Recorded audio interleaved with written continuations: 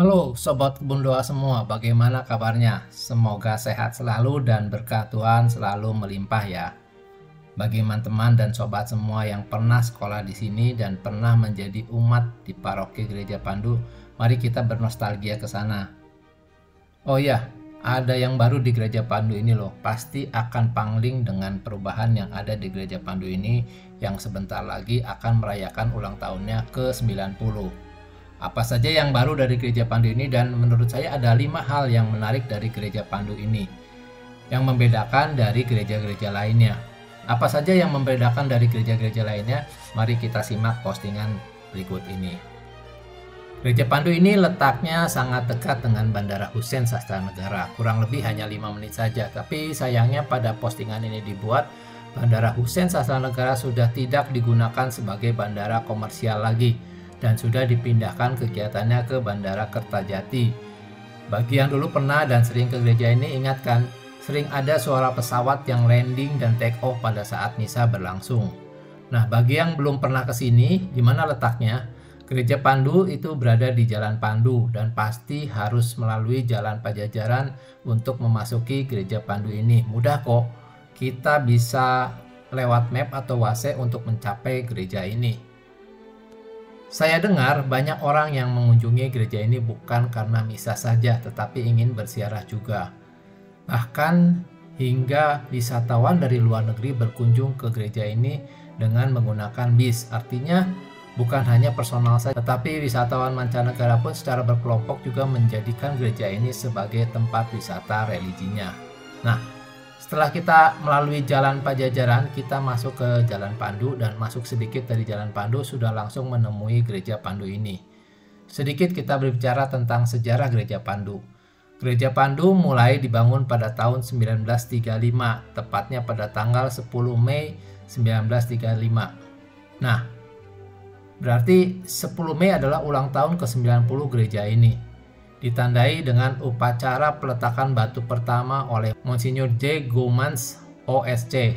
Detik-detik bersejarah itu diabadikan pada prasasti yang kini terpancang pada dinding pintu utama Gereja Pandu. Sebelumnya, umat Katolik di daerah Pandu hanya memiliki sebuah gereja darurat yang terletak di Burgermeister Kopweg nomor 23, sekarang Jalan Pajajaran. Sejak tanggal 3 Juli 1934, Pastor J. Rhodes, OSC, menetap di sana. Beliau pula yang mempersembahkan misa pertama di sana pada tanggal 5 Agustus 1934. Pembangunan Gereja Pandu terus dilaksanakan dengan mendahulukan pembangunan aula dan pastoran, sehingga beberapa waktu kemudian pastor sudah bisa dapat tinggal di pastoran.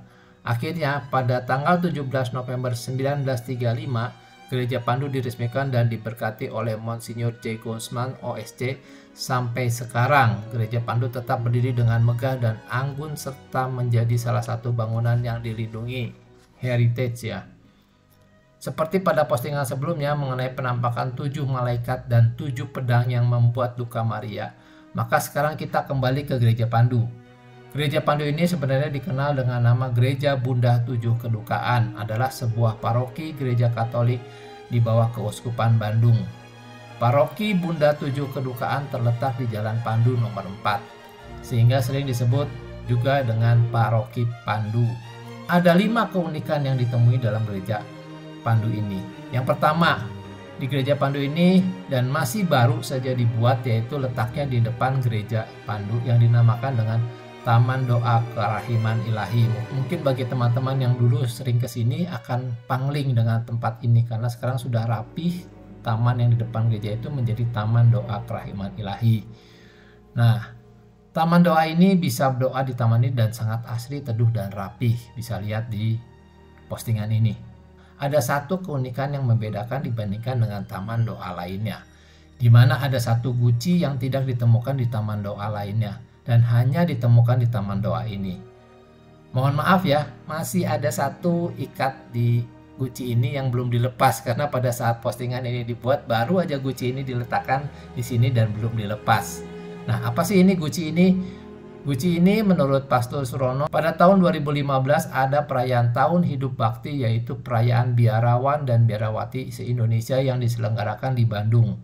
Perayaan itu ditutup dengan misa di katedral dan secara simbolis para biarawan dan biarawati ini membubuhkan cap tangan mereka di guci sebagai simbol persatuan biarawan dan biarawati serta kesediaan mereka dalam tugas perutusan mereka.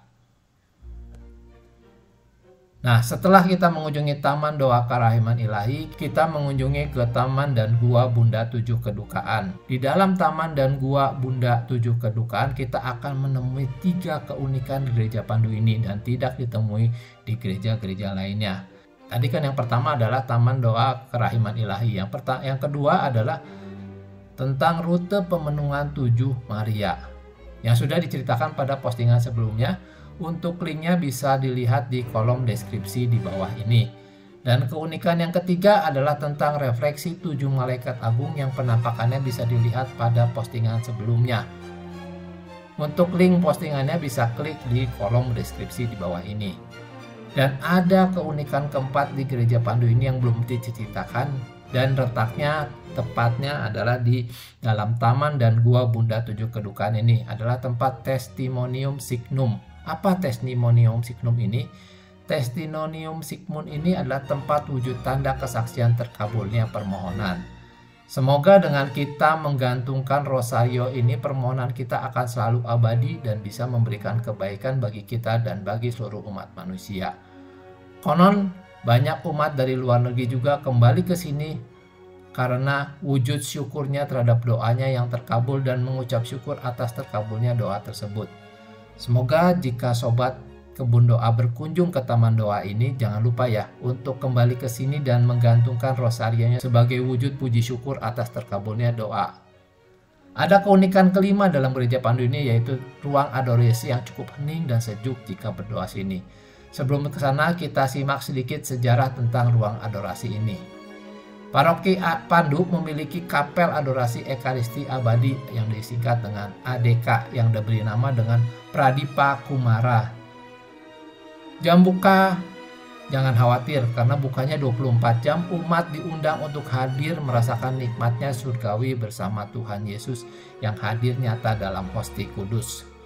Lokasinya cukup dalam, masuk ke dalam dan umat dapat menuju kapel adorasi Ekaristi Abadi Pandu ini dengan naik ke lantai 3 dari tangga dekat sekretariat paroki. Ikuti petunjuk lokasi. Perayaan Ekaristi Pergantian Sakramen Maha Kudus diselenggarakan setiap Jumat kedua pukul 11 dan Jumat keempat pukul 18 waktu Indonesia bagian Barat di Kapel Adorasi. Kapel Adorasi Ekaristi Abadi Pandu Pradipa Kumara resmi beroperasi pada tanggal 8 September 2009. Setiap tanggal 8 September setiap tahunnya diselenggarakan ramah tamah dan perayaan sederhana. Seluruh umat diundang untuk hadir. Informasi kegiatan ADK dapat dipantau lewat website Gereja Pandu yang bisa diklik linknya di bawah deskripsi ini juga. Ruang adorasi ini letaknya tersembunyi, kita susuri saja masuk ke dalamnya yuk.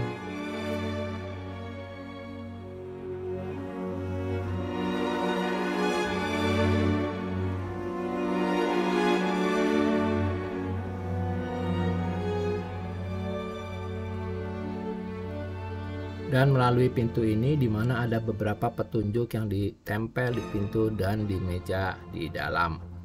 Sebelum masuk ruang adorasi, kita bisa menulis wujud doa di sini dan bisa mengambil pesan yang ada di mangkuk kaca ini. Beginilah isi ruang adorasi ini, di mana ruang adorasi harus hening, tidak boleh mengeluarkan suara sedikit pun, karena sedikit bunyi langkah saja sangat terdengar.